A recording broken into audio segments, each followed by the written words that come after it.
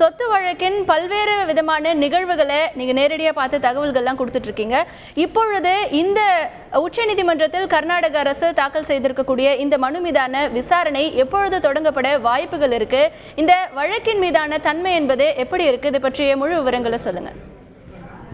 அந்த ஜெயலலிதா மீதான அந்த சொத்து வழக்கில் பெங்களூர் சிறப்பு நீதிமன்றம், அந்த பரப்பன அக்ரஹாரா நீதிமன்றம் வந்து கடந்த ஆண்டு செப்டம்பர் 27ஆம் தேதி தான் அந்த தீர்ப்பு வழங்கியது. அந்த தீர்ப்பை தொடர்ந்து தான் ஜெயலலிதா உள்ளிட்ட 4 பேரும் சிறையில் அடைக்கப்பட்டனர். 21 நாட்கள் அவர்கள் வந்து சிறையில் இருந்தார்கள். பிறகு உச்சநீதிமன்றம் வழங்கிய ஜாமீன் அடிப்படையில் அவர்கள் 4 பேர் வெளியே வந்தார்கள். ஒரு நிபந்தனை விதிக்கப்பட்டிருந்தது, அவர்கள் வெளியே யாரும் வரவில்லை.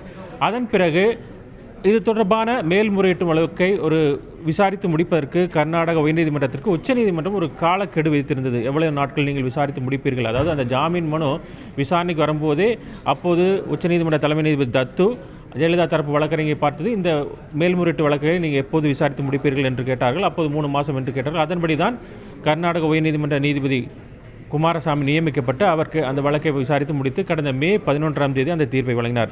அவர் அந்த தீர்ப்பை வழங்கும் போது கிட்டத்தட்ட அன்று 11 மணி ஒரு 2 நிமிடம் தான் அந்த தீர்ப்பை வாசித்துவிட்டு சென்று விட்டார்.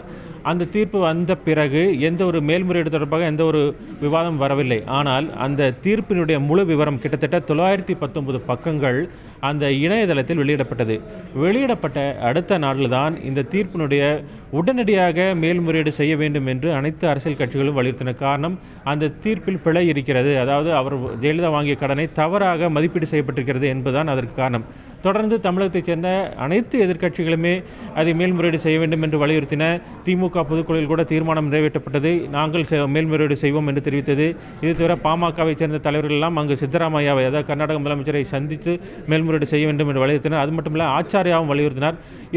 அதாவது இந்த மேல்முறையீடு செய்ய வேண்டியதன் அவசியத்தை ஆச்சாரியா என்ன சொல்லியிருக்கிறார் என்றால், ஜெயலலிதா வழக்கின் மேல்முறையீட்டில் கூட்டுத்தொகையில் கர்நாடக உயர்நீதிமன்றம் செய்த மாபெரும் தவறு நீதி திசை திரும்புவதற்கு அடிப்படையாக காரணமாக அமைந்துவிட்டது என்றும், விசாரணை நீதிமன்றத்தின் தீர்ப்பினை மாற்றி அமைத்திடும் போது வழக்கமாக பின்பற்றப்பட வேண்டிய வழிகாட்டு நெறிமுறைகளை கொள்கைகளையும் கர்நாடக உயர்நீதிமன்ற நீதிபதி குமாரசாமி அலட்சியப்படுத்திவிட்டார் என்றும், உயர்நீதிமன்ற நீதிபதி குமாரசாமி தன்னுடைய தீர்ப்பில் ஜெயலலிதா தரப்பினருக்கு சொந்தமான கட்டிடங்கள், திருமண செலவுகள் போன்றவற்றை தவிர குற்றம் சாட்டப்பட்டவர்களுக்கு சொந்தமான ஏனைய பல்வேறு சொத்துக்களை பற்றி தீர்ப்பில் விவாதிக்கவே இல்லை என்றுதான் ஆச்சாரியா அந்த கர்நாடக உயர்நீதிமன்ற, அதாவது அந்த தீர்ப்பை குமாரசாமி அளித்த தீர்ப்பை தொடர்ந்து கர்நாடக அரசுக்கு எழுதியுள்ள கடிதத்தின் சாராம்சம். இதன் அடிப்படையில் தான் ஒரு அரசு உத்தரவு, கர்நாடக அரசு ஒரு அரசு உத்தரவு பிறப்பித்து தற்போது உச்சநீதிமன்றத்தில் மேல்முறையீடு மனு தாக்கல் செய்யப்பட்டுள்ளது. இந்த மேல்முறையீடு மனு கிட்டத்தட்ட, ஏனென்றால் தற்போது உச்சநீதிமன்றத்திற்கு கோடைகால விடுமுறை, அவசர கால வழக்குகளை மட்டும் விசாரிப்பதற்கு 2 நாட்கள் மட்டும் நடக்கும்.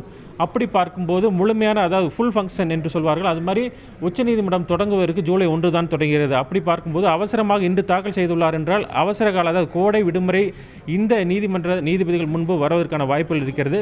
அப்படி வந்தாலும் கூட இந்த வழக்கில் ஒரு அட்மின் நோட்டீஸ் என்று சொல்வார்கள், அந்த மனுவை ஏற்றுக்கொண்டு இது தொடர்பாக எதிர்த்தரப்புக்கு ஜெயலலிதா உள்ளிட்ட 4 பேருக்கு, தமிழக அரசுக்கு, லஞ்ச ஒழிப்புத்துறைக்கு இப்படி நோட்டீஸ் அனுப்பக்கூடிய வாய்ப்பு தான் உள்ளது. ஆனால் இந்த தீர்ப்பு, இதில் ஒரு முக்கியமான அம்சம், இந்த தீர்ப்புக்கு தடை விதிக்க வேண்டும் என்று கேட்பார்கள். அதற்கான வாய்ப்பு உள்ளதாக சட்ட வல்லுநர்கள் தெரிவிக்கிறார்கள். ஏனென்றால் இதில் வழக்கமான தீர்ப்பாக இருந்தால் அதற்கான சில சரத்துக்களை குறிப்பிட்டு இந்த தீர்ப்பு சரியில்லை என்று சொல்லலாம். ஆனால் இதில் கூட்டுத்தொகையில் கர்நாடக நீதிமன்றம் செய்த மாபெரும், அதாவது அந்த மிஸ்டேக் என்பது தெளிவாக உள்ளது. எனவே இந்த தீர்ப்பு முழுமையான தவறு என்றுதான் அவர்கள் தரப்பில் வாதிட்டு வருகிறார்கள்.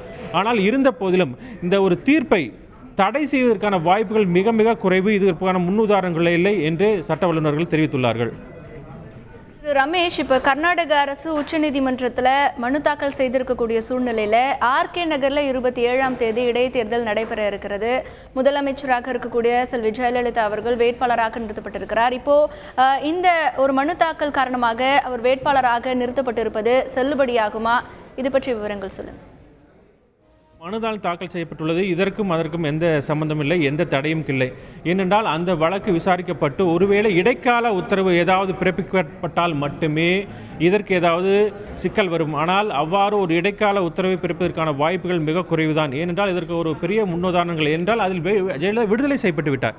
விடுதலை செய்யப்பட்டதை எதிர்த்து தான் இப்போது மேல்முறையீடு சென்றிருக்கிறார்கள். அப்படி மேல்முறையீடு சென்றிருக்கும் போது அதில் ஒரு கட்டாயம் அவர்கள் கர்நாடக அரசு தரப்பில் ஆச்சாரியா அல்லது வேற யாராவது மூத்த வழக்கறிஞர்கள் ஆஜராகி இதில் ஏதாவது அந்த தீர்ப்பை கர்நாடக உயர்நீதிமன்ற நீதிபதி குமாரசாமி வழங்கிய தீர்ப்பை நீங்கள் நிறுத்தி வைக்க வேண்டும், அதற்கு இடைக்கால தடை விதிக்க வேண்டும் என்ற கேட்பதற்கான வாய்ப்புகள் உண்டு. ஆனால் அதை அப்படி அந்த வாதத்தை ஏற்றுக்கொண்டு தடை விதிப்பதற்கான வாய்ப்பு இருந்தால் மட்டுமே இங்கு அவர் போட்டியிடுவதற்கோ அல்லது இது சிக்கல் ஏற்படும். அப்படி இருக்கும்போது தான் இந்த தேர்தலுக்கான அந்த பாதிப்பு ஏற்படும். ஆனால் இதற்கு ஒரு தீர்ப்பை, விடுதலையான ஒரு தீர்ப்பை நிறுத்தி வைத்ததற்கான பெரிய அளவில் எந்த ஒரு முன் உதாரணங்களும் உச்சநீதிமன்றத்தில் இல்லை.